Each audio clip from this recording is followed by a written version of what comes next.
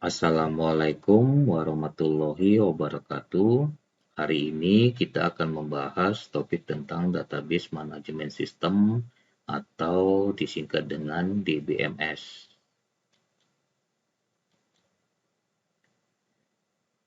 Suatu organisasi sangat memerlukan data karena data dianggap sesuatu yang sangat penting. Karena data yang diperlukan oleh suatu organisasi adalah cukup banyak atau cukup besar, maka data tersebut harus disimpan ke dalam database. Jadi di sini organisasi jika ingin mencari datanya, maka data tersebut akan dicari ke dalam database-nya. Kemudian jika ditemukan, maka data tersebut akan diberikan kepada organisasi yang mencari datanya.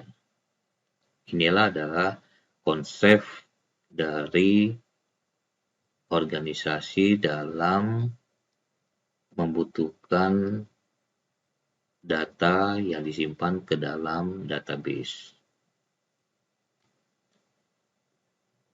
Berikut ini adalah klasifikasi database. Yang pertama adalah basis data bibliografi.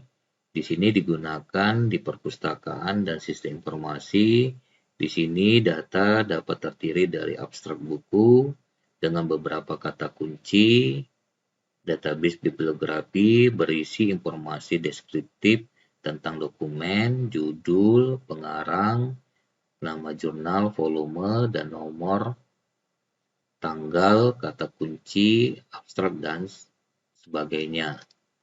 Nah, di sini biasanya basis data bibliografi ini banyak digunakan di penelitian atau riset-riset sebagai rujukan dalam penelitiannya.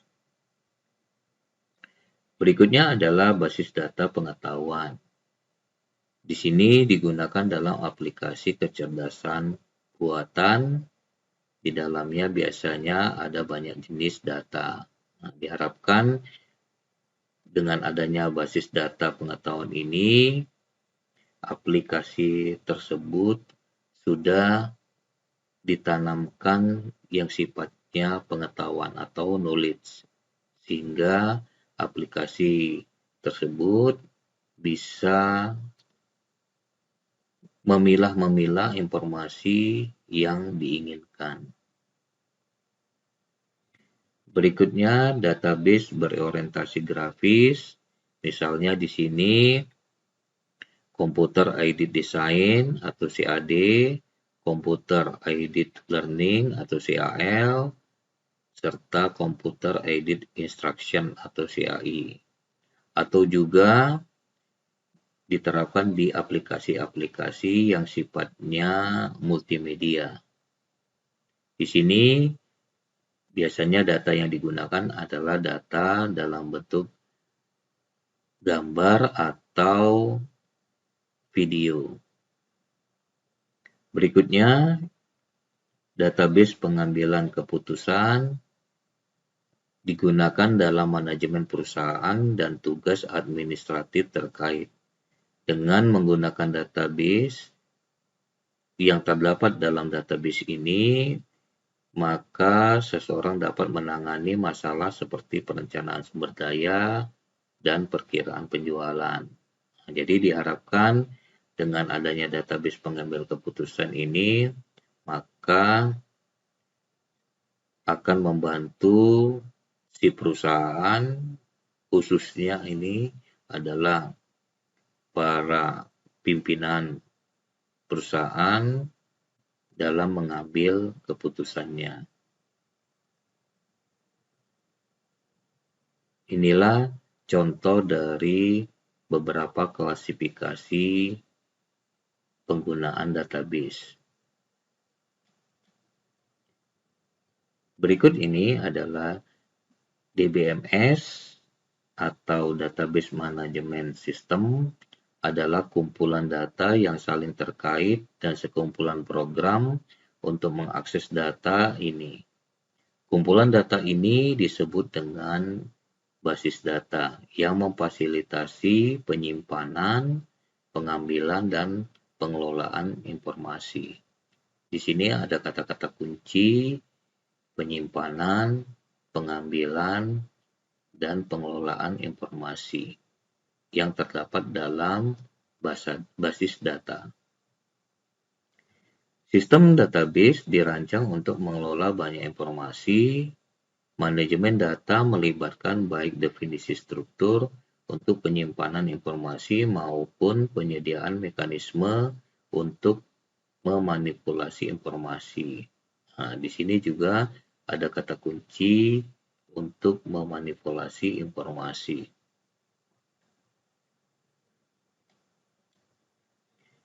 Berikut ini adalah tujuan dari DBMS. Yang pertama, di sini menyediakan penyimpanan massal untuk data yang relevan. Artinya di sini data yang disimpan itu adalah dalam jumlah yang banyak. Kemudian data yang disimpan tersebut adalah yang berkaitan dengan data yang diperlukan oleh organisasi tersebut.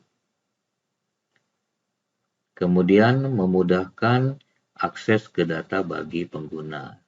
Diharapkan dengan adanya database, maka pengguna akan dimudahkan dalam mencari data yang diperlukannya.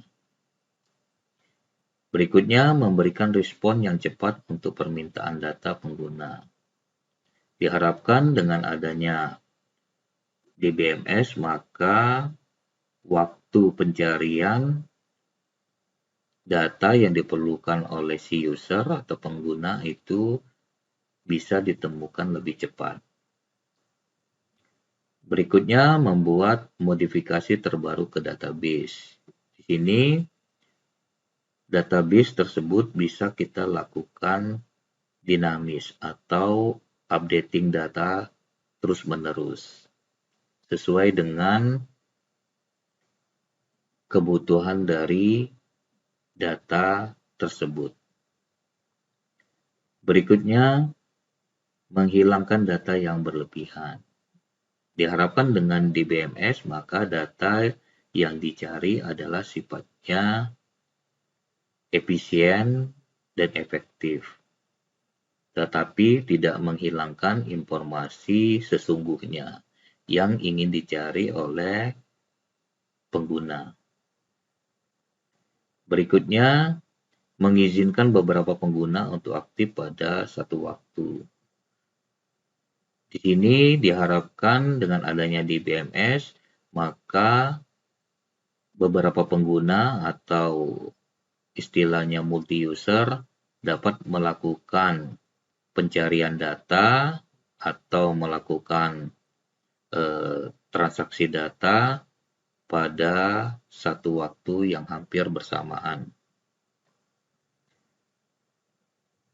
Berikutnya, memungkinkan untuk berkembangnya sistem database.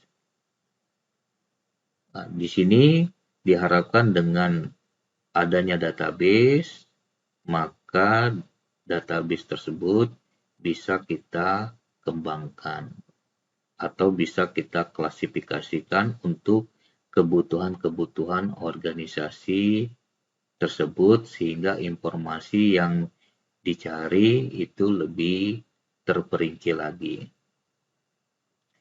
Berikutnya, melindungi data dari bahaya fisik dan akses tidak sah. Diharapkan dengan adanya database, maka data tersebut bisa tersimpan terus-menerus, artinya tidak rusak kalau kita simpan dalam bentuk hard copy, dan data yang ingin kita cari itu adalah benar. Artinya itu akses yang kita gunakan oleh si user itu dalam melindungi datanya adalah cukup bagus seperti itu. Berikutnya, mengontrol atas kebenaran data, konsistensi, integritas, serta keamanan. Diharapkan dengan adanya DBMS ini, maka pengontrolan atau pengendalian akan validasi data serta integrasi data dan keamanan datanya adalah benar atau valid, sehingga informasi yang diinginkan oleh si user atau organisasi itu bisa dipercaya. Karena sekarang banyak sekali data yang beredar itu biasanya sifatnya palsu atau hoax. Berikut ini adalah fungsi dari DBMS.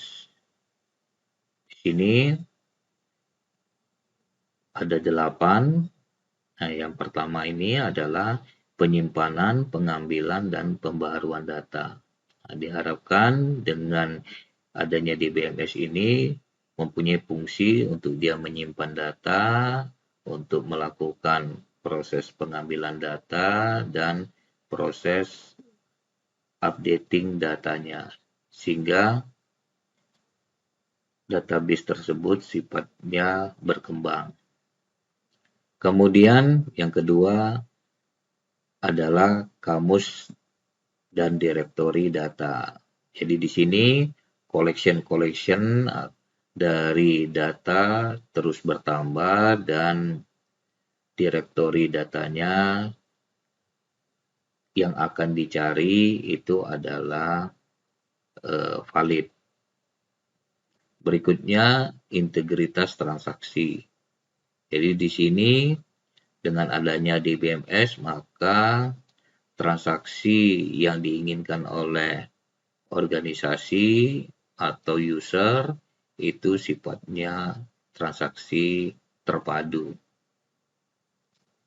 Sehingga jika melakukan penginputan dalam suatu data, maka di data yang lainnya akan otomatis terupdate.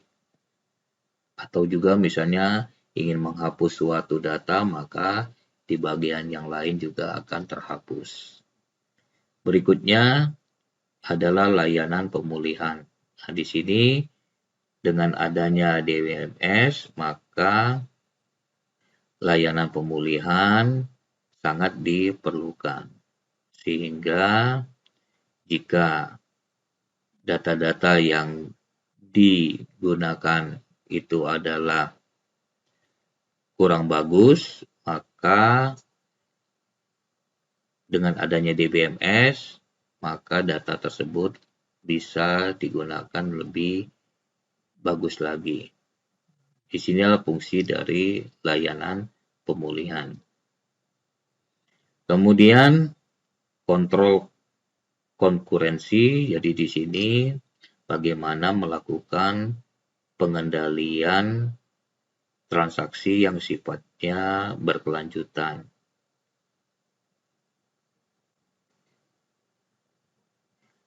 Berikutnya di sini mekanisme keamanan. Jadi di sini karena database adalah kumpulan dari beberapa data, maka mekanisme keamanannya harus bagus sehingga data tersebut bisa digunakan oleh user dengan baik dan benar.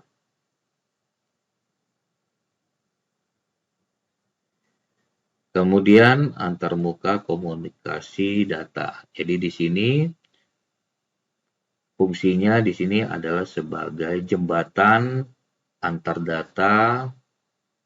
Karena data yang digunakan adalah banyak, maka di sini berfungsi sebagai jembatan komunikasi antar data yang diperlukan. Berikutnya adalah layanan integritas. Jadi di sini dengan adanya DBMS, maka data-data yang tersebar itu bisa kita satukan sehingga memudahkan dalam pencarian yang diinginkan oleh si organisasi atau user. Inilah fungsi dari DBMS atau Database Management System.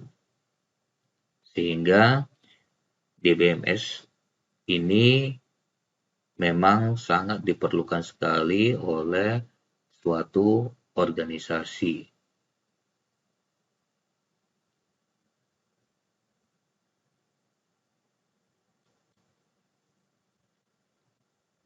Terima kasih, semoga bermanfaat. Wassalamualaikum warahmatullahi wabarakatuh.